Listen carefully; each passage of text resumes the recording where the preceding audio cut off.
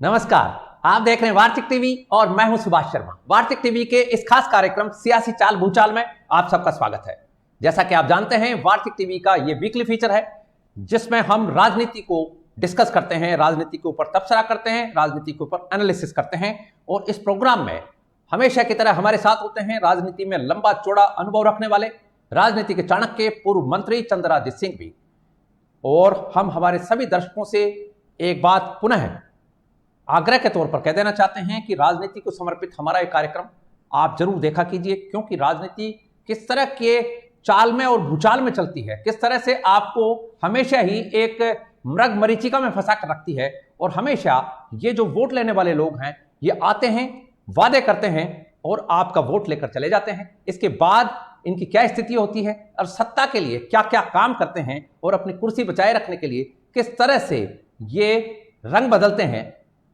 इसलिए ये जरूरी है कि राजनीति को अच्छे से समझा जाए, जागरूक रहा जाए, क्योंकि राजनीति से आपका जो मतलब है वो चाहे लिमिटेड हो चाहे ना हो, लेकिन राजनीति को आपसे बहुत मतलब होता है।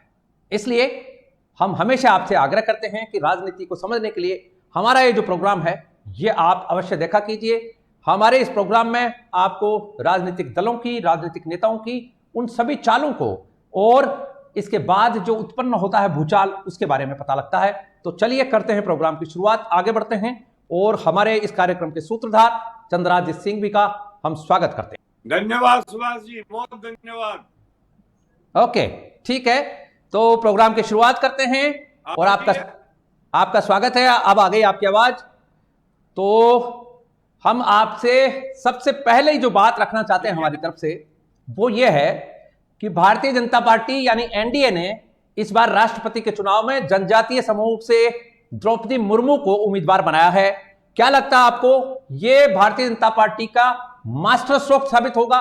क्या इससे विपक्ष को एकदम चाल में भूचाल में ला दिया है? ये उम्मीदवारी जो है ये क्या कहती है? उम्मीदवारी ये कहती है कि भारतीय जनता पार्टी ने मुर्मू को अपना उम्मीदवार बनाकर 100% अपनी जीत निश्चित कर ली है, क्योंकि इसके पीछे बीजेडी आदि सभी लोग हैं। इसलिए अब भारतीय जनता पार्टी के पास जो वोटों का आंकड़ा है वो 5 लाख से भी कई ऊपर का है। इसलिए यशवंत सिन्हा साहब को, मैं और आप दोनों को एक ही राय देनी चाहिए कि रिजल्ट सामने है, उम्मीदवार सामने है, मुर्मू की जीत तय है, एनडीए की जीत तय है, राष्ट्र बनेगी और एक पहली बार इस प्रदेश के आदिवासियों को सम्मान मिलेगा, इज्जत मिलेगी, करोड़ों वोट भाजपा के बढ़ जाएंगे, भाजपा का स्वाभिमान बढ़ेगा और इस चुनाव से भाजपा ताकत अपना राष्ट्रपति उम्मीदवार जिताएगी। और यशवंत सिन्हा साहब, आपको जिन लोगों ने गलत गणित समझाई है, आप उनसे एक बार गणित पर पुनः चर्चा कीजिए, क्योंकि आपका अब कहीं जीत के आसपास आंकड़ा तो मुर्मू की जीत करते हैं। भाजपा पार्टी ने एक तीर से 2 शिकार किए हैं, जीत लिया। पहली बार एक छोटे तबके को भारत की सबसे बड़ी पकड़ यह दिया कि भारतीय जनता पार्टी स्वाभिमान और सम्मान के स्तर पर किसी जाति विशेष को महत्व नहीं देती है। जो भारतीय जनता पार्टी बीबीटी की पार्टी थी, ब्राह्मण बनिया ठाकुर की पार्टी, उसने पहले ओबीसी को महत्व दिया, उसने आदिवासियों को महत्व दिया। ये भारतीय जनता पार्टी के नेता नरेंद्र मोदी का बहुत बड़ा कदम है। इस कदम की जितनी प्रशंसा की जाए उतनी कम है। आपके सामने चुनाव का रिजल्ट आएगा, आप देख लेना, बहुत बड़े मतों से जीतेगी और इससे आदिवासियों का बहुत बड़ा तबका, बहुत बड़ा vote bank Bharatiya Janata party के गोद में जाएगा। और अगली बार जैसा भारतीय जनता पार्टी के मुल्क का है कि भारत को कांग्रेस मुक्त करने का उनका इरादा पूरा हो जाएगा। उनके इरादे की पूर्ति में इस चुनाव का बहुत बड़ा योगदान रहेगा, राष्ट्रपति चुनाव का बहुत बड़ा योगदान रहेगा, आदिवासियों का बहुत बड़ा योगदान रहेगा। रहता है जहां कहीं छोटी मोटी जगह अगर कांग्रेस बच भी जाती है तो उसका बदल जाएगा। अब रही का 2-3 जगह तो रही कांग्रेस, राजस्थान में कांग्रेस का विनाश है, यहाँ भी आदिवासियों का बहुत बड़ा वोट बैंक है। 5-6 जिले आदिवासियों के हैं, उनका भी समर्थन मिलेगा। छत्तीसगढ़ में तो आदिवासी भरे पड़े हैं, उनका भी समर्थन मिलेगा। इस तरह से मैं इस चुनाव के इस उम्मीदवार के निर्णय का स्वागत करता हूँ और आपसे कहता हूँ कि छोटे तबके की औरत को इतना बड़ा पद देकर भारत ने दलित वर्ग का, आदिवासी वर्ग का, लगता ऐसा है कि कांग्रेस भी अब कहीं ना कहीं इस फैसले से सेटबैक में आएगी, क्योंकि कांग्रेस हमेशा से अनुसूचित जाति, अनुसूचित जनजाति, पिछड़ों की, दलितों की, वंचितों की बात करती आई है, महिलाओं की बात करती आई है।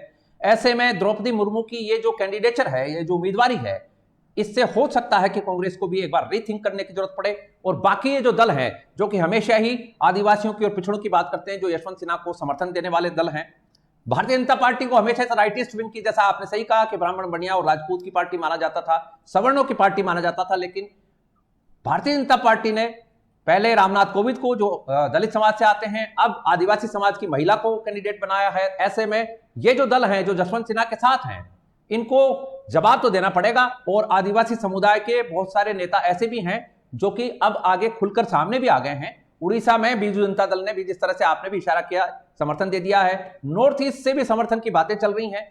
अभी 25 जुलाई में समय बहुत बाकी है। हो सकता है कि जो आपने इशारा किया है उसकी तरफ भी यशवंत सिन्हा के कदम चलते हुए दिखाई दें और लास्ट में यही राजनीतिक दल उनको भी ये कह दें कि इस मामले में अब हम पीछे हट रहे हैं। हो सकता है जिस तरह के समीकरण दिखाई दे रहे हैं और ये चारों खाने चित करने वाली जो शय और मात की चाल चली है भारतीय जनता पार्टी ने, ये इन राजनीतिक दलों को भी कुछ सूझ नहीं रहा है कि ये करें तो क्या करें आखिर, क्योंकि वोटों की गणित तो इनकी भी है। और जैसा आपने भी कहा कि आदिवासी समुदाय से जो वोट हैं वो खास तौर पर इन्हीं अगले चुनावों में असरकारी होंगे और फिर 2024 में भी उन वोटों का बहुत ज्यादा असर है। और रिजर्व क्लास की जो सीटें हैं वो भी इफेक्ट होंगी, प्लस जो छितरे हुए वोट हैं आदिवासियों के, जनजाति समुदाय के, वो भी। तो इस तरह से एक ही बार से एनडीए ने इस तरह का गेम किया है इस बार राष्ट्रपति के इस प्रत्याशी के चयन को लेकर कि इसमें सारे के सारे विपक्षी दल भुनभुनाए से घूम रहे हैं, कोई चाल समझ में नहीं आ रही उनके। तो इस तरफ आपने राइटली पॉइंट आउट किया है। अब हम एक बात और आपसे जानना चाहेंगे। ठीक है, आपने ठीक कहा है जी। तो अब हम आपको लिए चलते हैं महाराष्ट्र में। महाराष्ट्र में जो सियासी उठापटक चल रही है, इसको लेकर आप क्या कहेंगे? जी, क्या कहेंगे इसको लेकर? किस तरह की उठापटक दिखाई दे रही है? नहीं, आप महाराष्ट्र में जो हुआ है वो एक कहावत चलता है कि कहीं की ईंट कहीं का रोड़ा, भानुमती ने कुंबा जोड़ा। तो ये तो ईंट और रोड़ा जोड़ करके कुंबा बनाने वाली बात है। कोई सिद्धांत की एकता नहीं, कोई नजरिए की एकता नहीं। कहा तो शिवाजी को मानने वाली, हिंदुत्व की रक्षा करने वाली देशभक्त पार्टी शिवसेना, जिसके रंग और कण कण के अंदर देश और राष्ट्र भरा हो, जो हिंदुत्व के लिए प्राण देती हो, बाला साहब ठाकरे के सपनों की पार्टी, बाला साहब ठाकरे के कल्पना की पार्टी, और उस पार्टी ने समझौता किससे किया? एनसीपी और कांग्रेस से। ये तो कहीं की ईंट कहीं का रोड़ा और कुंबा जोड़ा। ऐसा कुंबा तो टूटने के लिए होता है। एक बात पूछना चाहता हूँ सबसे पहले, जब यह समझौता हुआ, यह गठबंधन हुआ, सरकार बनी, तब इनके चुनिंदा विधायकों ने तो स्वीकार कर लिया, पर मेरा ये दावा है कि 90% शिवसैनिक तब भी अपने मन से नहीं किया। उनके मन में कि बाला से का क्या हुआ, बातचीत का क्या हुआ, राष्ट्रीयता हुआ, देशभक्ति का क्या हुआ, सबको ताक पर रखकर उद्धव ठाकरे ने सत्ता के लोभ में आकर के शिवसेना के सिद्धांतों की हत्या करके, बाला साहब की कल्पना को दूषित करके और ये सरकार बना ली। इसलिए ये इतनी चल गई, इसमें भी मुझे आश्चर्य है। इस सरकार को तो चलना ही नहीं था। अब ये लोग कहते हैं ये साहब गठबंधन हो गया, टूट गया तो टूट गया, अब इस पर जिम्मेदारी डालना चाहते, किस पर डालोगे आप? इस गठबंधन में भाजपा का तो रोल ही नहीं है, भाजपा का तो मतलब ही नहीं है। ये तो शिवसेना की लड़ाई है। 55 में से 33-34 आदमी जब कह रहे हैं, यानी उनके पीछे हमारे सारे मतदाता भी कह रहे हैं, शिवसेना का एक एक कार्यकर्ता खुश है। और एक नाथ शिंदे ने जो प्रस्ताव दिया है, स्वागत योग्य है। जो मैंडेट वाकई मिला था महाराष्ट्र में, जिस तरह से भारतीय जनता पार्टी और शिवसेना के गठबंधन को मैंडेट मिला था, ये बात आप सही कह रहे हैं। और जिस तरह से बाद में एनसीपी और कांग्रेस के साथ में मिलकर उद्धव ठाकरे ने सरकार बनाई, तो ये एक तरह से मतदाताओं के साथ भी एक खिलवाड़ टाइप की बात हो सकती है। दूसरी बात, जैसा आपने राइटली पॉइंट आउट किया कि शिवसेना तो कट्टर हिंदुत्ववादी पार्टी है और वहां जो वो एंटी धड़े में जाके बैठ गए, तो ये तो होना ही था। वहां पर एकनाथ शिंदे के समर्थन में जो शिवसैनिक जा रहे हैं और शिवसेना के जो एमपी जा रहे हैं, लगता है ऐसा है कि शिवसेना के एमएलए नहीं जा रहे हैं, शिवसेना पूरी चली गई है, पूरी जाजम ही वहां चली गई है। जी आप सुभाष जी इसे शिवसेना के चुने हुए विधायकों से मत जोड़िए, आप लाखों शिव सैनिकों से जोड़िए। जिस दिन बर्बादी हुआ, जिस दिन शिवसेना गई, उस दिन स्वर्ग के अंदर बाला साहब की आत्मा कितनी तरफी होगी, कितनी परेशान होगी, अपने पुत्र का ये सत्ता मोह देखकर कितनी दुखी हुई होगी, एक एक शिव सैनिक के मन में कितनी पीड़ा हुई होगी। क्या होता अगर गठबंधन में बैठ जाते, विपक्ष में चले जाते, हिंदुत्व के प्रहरी, हिंदुत्व के रक्षक, शिवाजी के भक्त, देश के भक्त, देश के रक्षक, देश को चाहने वाले, अरे भाजपा से भी ज्यादा शिवसेना में हिंदुत्व था, उसका क्या हुआ? उसको एकदम डाल दिया। बिल्कुल आप ठीक कह रहे हैं। और ये शरद पवार का सवाल है, शरद पवार इस बार शरद पवार इस बार मुझे लगता है बुरी तरह से फंस गए हैं। शरद पवार तो व्यापारी आदमी है, इस बार शरद पवार मुझे लगता है फंस गए हैं बुरी तरह से। और लगता है ऐसा है कि शरद पवार के सामने अब जो चाल एकनाथ शिंदे ने चली है, वो जब तक नहीं पूरी होगा, ये पूरा का पूरा बैलेंस नहीं आएगा, इसमें केवल और एकमात्र डिसाइडिंग फैक्टर रहने वाला है। ऐसा लग रहा है कि हिंदुत्व जो है वही इसमें आगे डिसाइडिंग फैक्टर होगा। क्या कहेंगे आप? वही पूरे देश में वही होने वाला है। सुभाष जी, जब तक नरेंद्र मोदी 2036 तक हिंदुत्व का परचम लहराता रहेगा, 2036 तक नरेंद्र मोदी की सरकार की ओर टेढ़ी आंख से देखने वाला भी जनता द्वारा ठुकरा दिया जाएगा। और उसके साथ पार्टनर थी शिवसेना। कितने गर्व की बात थी। शिवाजी और महाराणा प्रताप का ये कॉम्बिनेशन था, शिवाजी और राष्ट्रभक्तों का कॉम्बिनेशन था। चुनाव के लिए साहब के बेटे ने कांग्रेस का हाथ इसका उसको चिताक कर दिया कि वे लोग बेलाम और बेमेल गठबंधन है, ऐसे बेमेल गठबंधन तो टूटा ही करते हैं, इसमें कोई शक नहीं है। और टूटना था। ये तो भाला साहब के ही अपने समर्थक एकनाथ शिंदे ने एक बात कह करके उद्धव ठाकरे को और प्रॉब्लम में डाल दिया कि भाई हम शिवसेना तोड़ना नहीं चाहते हैं, तुम मान जाओ और भाजपा के साथ मिलकर सरकार बना लो। इससे अच्छा क्या प्रस्ताव हो सकता था? इसलिए रातों रात उद्धव ठाकरे को महसूस हो गया कि सत्ता तो आती है, सत्ता तो जाती है, सत्ता आती रहेगी, सत्ता जाती रहेगी, लेकिन मात्र छाया और मात्र भूमिका और उनके शिवसेना की अधिकार उनसे न छीना जाए। अब भी वक्त है उद्धव जी, शिव सैनिकों की हम सुबह बुलाकर प्रस्ताव पारित करो, जो एकनाथ शिंदे ने कहा उसे ही कहा है। और अब हम वापस भारतीय जनता पार्टी के पुराने गठबंधन को कायम करते हुए भाजपा की सरकार में भागीदार बन के आना चाहते हैं। तब आपकी इज्जत, तब आपकी प्रतिष्ठा बढ़ेगी। वरना आने वाले दिनों में कोई भी हिंदू कहने वाला, कोई भी शिव सैनिक आपको नमस्कार तक नहीं करेगा। जी, तो राजस्थान के मुख्यमंत्री अशोक गहलोत ने भी इस बारे में कटाक्ष किया है और प्रधानमंत्री नरेंद्र मोदी को भी उन्होंने लपेटे में लिया है और ये कहा है कि मोदी है तो मुमकिन है, ये इस तरह के जो अत्याचार है, सरकार गिराने का काम है, ये मोदी हैं तो हो रहा है। उन्होंने महाराष्ट्र के ऊपर ये कटाक्ष किया है। आप क्या कहेंगे? राजस्थान के मुख्यमंत्री अशोक गहलोत ये जो बयान दे रहे हैं, आप पहले ही जानते हो कि मैं अशोक गहलोत के बारे में कभी कमेंट करता नहीं हूं, क्योंकि हमारा तो निजी विरोध है 40 साल का है। मगर मैं इतना जरूर कह सकता हूं कि उनकी बात को गंभीरता से लेना आपके लिए उचित नहीं है।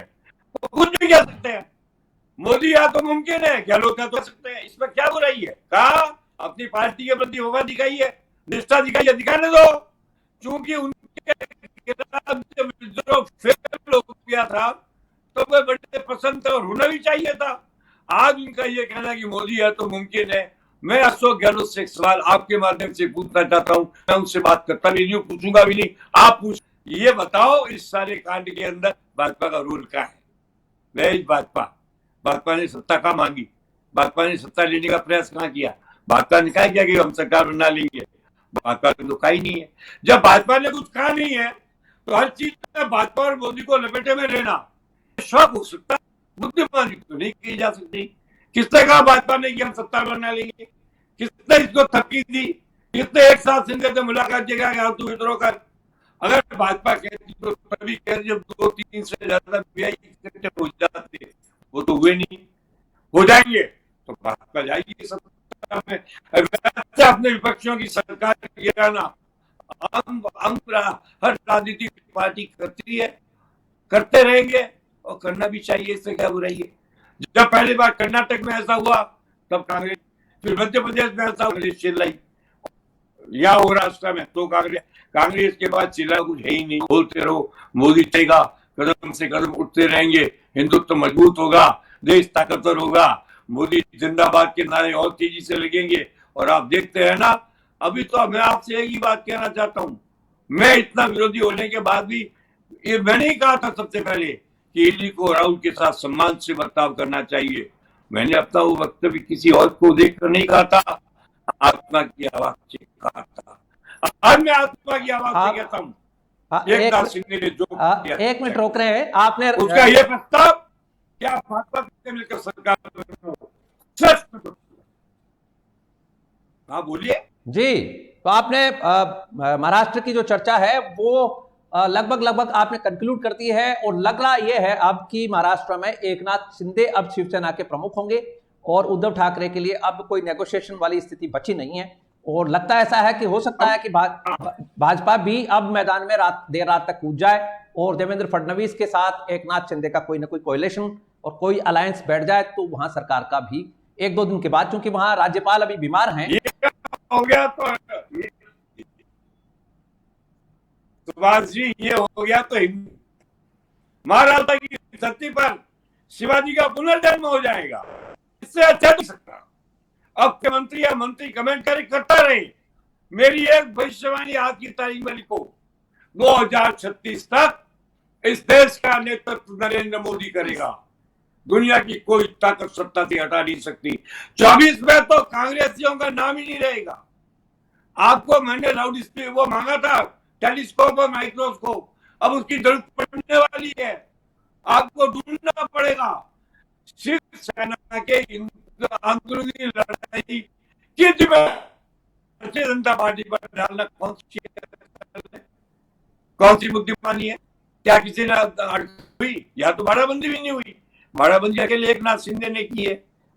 राजस्थान में तो बाड़ाबंदी, वहां तो बाड़ाबंदी है ही नहीं, एकनाथ शिंदे के साथ चले गए विधायक, अब 2-4 और चले जाएंगे, काम हो जाएगा, सुप्रीम कोर्ट का फैसला भी आ जाएगा, न्याय का न्याय, इंसाफ का इंसाफ, जीत की जीत, हार की हार, अच्छा काम, अच्छा चरित्र, अच्छी देशभक्ति, राष्ट्रभक्ति की जीत होगी। महाराष्ट्र में शिवाजी का परचम लहराएगा, शिवाजी होंगे, छत्रपति शिवाजी की जय जयकार होगी, जीजा माता की जय जयकार होगी। क्या ये अच्छा नहीं होगा? बताइए ना आप, क्या मांगते हैं कांग्रेस शिवसेना से? क्या आ गया कांग्रेस का शिवसेना पर? क्या आ गया सच पवार का शिवसेना? हकी नहीं है वो, खेल कहीं की ईंट कहीं का रोड़ा और भानुमती ने कुंबा जोड़ा, तभी जाकर के ये बेलगाम समझौता हुआ और इसका अंत ऐसा होना ही था। राइट, तो ठीक कह रहे हैं आप। और हो सकता है कि भारतीय जनता पार्टी एक बार एकनाथ शिंदे के नेतृत्व में सरकार का गठन कर ले और देवेंद्र फडणवीस हो सकता है कि मुख्यमंत्री ना बने, और हो सकता है कि देवेंद्र फडणवीस के नेतृत्व को स्वीकार कर लिया जाए। लेकिन ज्यादा संभावना यह है कि एकनाथ शिंदे को ही आगे किया जाएगा और देवेंद्र फडणवीस समर्थन देंगे, यानी भारतीय जनता पार्टी समर्थन देगी, ऐसी सूचनाएं आ रही हैं। और अब हम आगे बढ़ते हैं। सरकार को मैं मौका नहीं देता सुभाष जी, सिद्धांत एकता हो जाएगी, ये बोलो। सरकार किसकी बनती है, नहीं बनती है, इमेटीरियल है, सिद्धांत एकता हो जाएगी। ये कितना बड़ा काम होगा कि हिंदुत्व टूटेगा नहीं, ये कितना बड़ा काम होगी, राष्ट्रभक्ति हो जाएगी, ये कितना बड़ा शिवाजी के टुकड़े नहीं होंगे। वही छत्रपति शिवाजी घोड़े पर सवार राजा रवि वर्मा के शिवाजी के एक की कीमत करोड़ों में आकी गई थी, उसके दाम और भी बढ़ जाएंगे। और ये देश, ये महाराष्ट्र की जनता शिवाजी की करेगी, और इस बात जब वो जय जयकार करेगी तो और सत पवार जी के 15-15, 10 से नहीं आएगी, पूर्ण बहुमत से भाजपा और शिवसेना की गठबंधन की सरकार पुनः बनेगी। ये मेरी भविष्यवाणी है, आप इसको नोट करें। राइट। तो एक चीज और चल रही है इस वक्त, और लगे हाथ हम आपसे ये भी जान लेते हैं। लोग ये कह रहे हैं कि ये अब नागपुर की जीत होगी और कराची की हार होगी। कराची में बैठे हुए जो अंडरवर्ल्ड के लोग हैं उनका भी कहीं ना कहीं कोई रोल इसमें रहता बताया। एक मंत्री भी उनके चहेते बताए जाते हैं जो कि इन दिनों जेल में है। और कराची में बैठे हुए लोगों को बहुत खुशी हुई थी जब शिवसेना इनकी तरफ चली गई थी और भारतीय जनता पार्टी को साथ छोड़ दिया था। अब वो उल्टा होता हुआ नजर आ रहा है। आप कराची का नाम क्यों लेते हो? व्यक्तिगत नाम लो ना। जो कराची के माफिया डॉन राजस्थान महाराष्ट्र की राजनीति में सबसे गंदे, वो छाती कूटेंगे। अब सर फोड़ के रोना पड़ेगा उनको। वो बड़े खुश हुए थे, ठीक है? और भाजपा में विभाजन कहाँ हो गया? वो तो पहले तो चिपकी हुई थी, अब की बार फेविकॉल से चिपकी, टूटेगी नहीं। इसलिए कराची से हमें क्या लेना देना है? नागपुर तो नागपुर है। नागपुर इस देश की राष्ट्रभक्ति का सर्वोत्तम मंदिर है। मैं नागपुर एक बार गया था, हालांकि अपने काम से गया था। मैं नागपुर को नमस्कार करता हूं और मैं कहता हूं कि आज इस देश के अंदर हिंदुत्व की जो रक्षा भाजपा और शिवसेना ने की है, उसमें 90% हिस्सा अकेले राष्ट्रीय संघ का है। हालांकि राष्ट्रीय संघ ने मेरी राजनीति का भाजपा में कभी समर्थन नहीं किया, पर सत्य यही है जो मुझे कहना चाहिए। मैं नागपुर को इस हिंदुस्तान के अंदर वो ताकत मानता हूं जो ताकत इस देश को कभी झुकने नहीं देगी, टूटने नहीं देगी, सैनिकों के सम्मान को सलाम करेगी। इसलिए नागपुर का खुश होना और कहना, सुभाष जी आप कहां से ढूंढ करके ऐसी तुलना लाते हो, मैं आपको बधाई देना चाहता हूं। तो एक बात आपने राहुल गांधी के हवाले से कही है, हम आपसे जानना चाहते हैं कि राहुल गांधी से एनफोर्समेंट डायरेक्टरेट की जो पूछताछ हुई उसके बाद राहुल गांधी ने जो बयान दिया है वो बयान बहुत चर्चाओं में है। और राहुल गांधी का यह कहना है कि मुझसे पूछा गया कि आप इतना धैर्य कहां से लाते हो पूछताछ के दौरान, ऐसा उन्होंने कहा है मीडिया को। और राहुल गांधी का यह कहना था कि धैर्य जो है वो कांग्रेस पार्टी सिखाती है। और सचिन पायलट की तरफ उन्होंने इशारा किया कि सचिन पायलट में जो धैर्य है वो देखिए आप जरा। ये जो सचिन पायलट का नाम लेकर धैर्य से बात जोड़ी गई है, इसके क्या राजनीतिक मायने आप देख रहे हैं? क्योंकि राजनीतिक हलकों में इसको लेकर बड़ी चर्चाएं हैं। राहुल गांधी ने जो वक्तव्य दिया है जांच के बाद, अच्छा वक्तव्य दिया। अगर उन्होंने सचिन पायलट की पीठ ठोकी तो मैं कहूंगा कि राहुल गांधी ने जिंदगी का पहला सबसे अच्छा काम किया है। और राहुल गांधी ने सचिन की पीठ थपथपाकर एक अच्छे दोस्त के प्रति अपनी निष्ठा, अपनी मित्रता, अपनी सत्य हुआ सो हुआ। और मैंने तो आज भी अपने वक्तव्य में कहा है 2036 तक भूल जाए हिंदुस्तानी को। छत्तीसगढ़ जाने वाला है, राजस्थान भागने वाला है और भाजपा का परचम और ज्यादा बढ़ने वाला है। इसलिए आपकी उम्र है, आप बर्दाश्त कर सकते हो, आपको धैर्य रखना चाहिए। आपने जिस आदमी का नाम लिया उसकी भी उम्र है, समकक्ष और अपने हम उम्र लोगों को आगे नहीं बढ़ाओगे, बढ़ाओ ना। 2036 के बाद में आ जाना, क्या बोल रहे हैं? राइट, 2036 के बाद आने की बात आपने कही। राहुल गांधी के लिए सलाह भी दी है कि उनको धैर्य वाकई रखना चाहिए। और ये बात जो अभी राजनीतिक गलियारों में चल रही है कि राहुल गांधी अपनी टीम के लोगों को किसी भी तरह से धैर्य बंधाकर, एक ढाढ़स बंधाकर रखना चाहते हैं साथ में। और उसका इशारा उन्होंने सचिन पायलट को लेकर जरूर दिया है, क्योंकि सचिन पायलट को लेकर भी राजनीतिक हलकों में चर्चा जरूर है कि सचिन पायलट का भविष्य है कांग्रेस में। लेकिन जिस तरह से पिछले दिनों उनके साथ में जो कुछ हुआ उसको लेकर राहुल गांधी उनको कहीं ना कहीं किसी तरह से संबल देकर, धैर्य बनाकर, हौसला बनाए रखने की बात कह रहे हैं। यह राजनीतिक गलियारों में चर्चा का विषय है। अब हम प्रोग्राम को कंक्लूड करेंगे। कोई ऐसी बात जो हम आपसे न पूछ पाए हो वो आप और कह लीजिए। इंटरनेट की अग्निवीर ऐसी शिक्षा है, आने वाले 20 साल बाद भारत का नागरिक सिपाही होगा और चीन और पाकिस्तान के गंदे इरादों को, मोदी जी की सफलता, स्वीकृति और भारत की आवश्यकता मानता हूं। राइट, तो ये था आज का हमारा प्रोग्राम। और हमारे प्रोग्राम में हमारे साथ जुड़े हुए थे राजनीति में लंबा चौड़ा अनुभव रखने वाले पूर्व मंत्री राजनीतिक चाणक्य चंद्राजी सिंघवी। सिंघवी साहब, आप कार्यक्रम में आए, इसके लिए आपका आभार, धन्यवाद। तो ये था आज का हमारा प्रोग्राम सियासी चाल भूचाल। आज थोड़ा सा टेक्निकल ग्लिचेस हैं, प्रोग्राम में कुछ आवाज की प्रॉब्लम रहेगी, थोड़ा सा आप हमसे सहयोग कीजिएगा, कहीं कहीं कुछ इसमें अड़चन आई है। तो ये था आज का हमारा प्रोग्राम, आपने हमें ज्वाइन किया, इसके लिए आपका बहुत बहुत आभार, धन्यवाद। I wish you good luck, success and happiness. Thank you so much.